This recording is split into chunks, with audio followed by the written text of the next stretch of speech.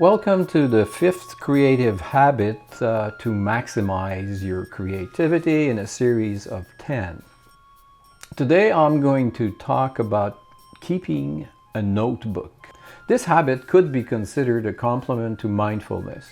If you aren't already familiar with mindfulness, I invite you to listen to the video on the fourth creative habit. I regularly come back to one of my creative role models, namely Leonardo da Vinci. In the present instance, he's responsible for my rising in love with notebooks. He wrote down everything to our great benefit.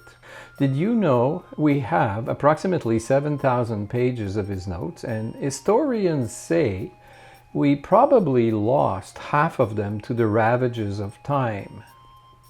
If this is the case, that would mean that he wrote 14,000 pages of notes. That would amount to 70 books of 200 pages each. Bear in mind that most of them are adorned with magnificent drawings of inventions, anatomical studies, architecture, portraits, urban developments, preparatory drawings for paintings, and more.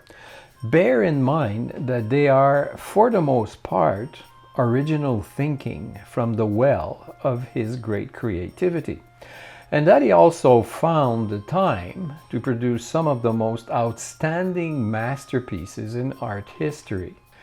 If you want to get a sense of his prolific writing, it seems that if Leonardo had started when he was 10 years old, he would have produced one page in his notebook every 36 hours for the rest of his life. He had access to a greater portion of the creative playground than most of us do, most likely because of his expanded mindfulness.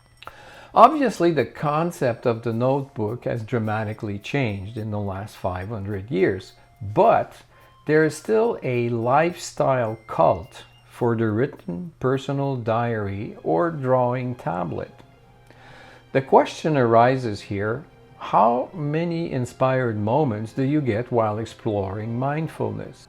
How important are these haha moments for you and perhaps the rest of the world? If you feel they are pearls of wisdom, then why not save them in an elegant way?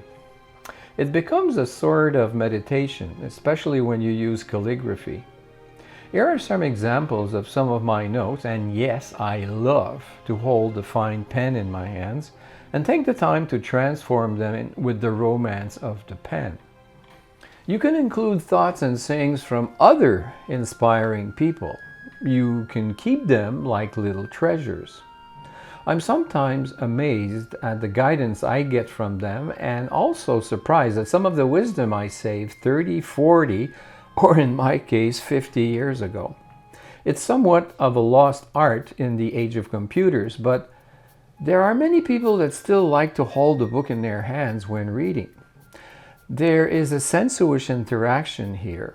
The feel of the pages, the texture of the leather from a fine binding, and I know some people even like to smell the book, especially if it's an old one. I personally have 3 notebooks. The first is for my dreams and morning pages. Morning pages are in themselves an exercise in mindfulness because it's designed to observe whatever your mind is occupied with. You write down whatever goes through your mind after waking. You can set the intention of your day with mindfulness and program what you want your mind to focus on. I've put an intro message on the cover which reads, "What is my intention today?" I also write and interpret my dreams and give special attention to lucid dreaming. I'm going to talk about dreaming as an inducer for creativity in another video. My second book is my Pearls of Wisdom notebook. It's most of the time written in calligraphy, and it transforms the writing in some sort of meditation focused on the wisdom and inspiration of the written word. Have fun with this and doodle in this book a little at a time. They are the moods to the flow of your life. My third book is my drawing book designed to visualize projects for drawing and planning mind maps. Again, there are tons of high-tech apps and programs now available to further your creativity, and they're fantastic tools that should be used to help you structuring your life to increase your productivity and feed your creativity. But I strongly suggest periodically revisiting the basics. A pen and paper does wonders for the eye-hand coordination, and it's a lot of fun to be able to draw well and see your ability evolve.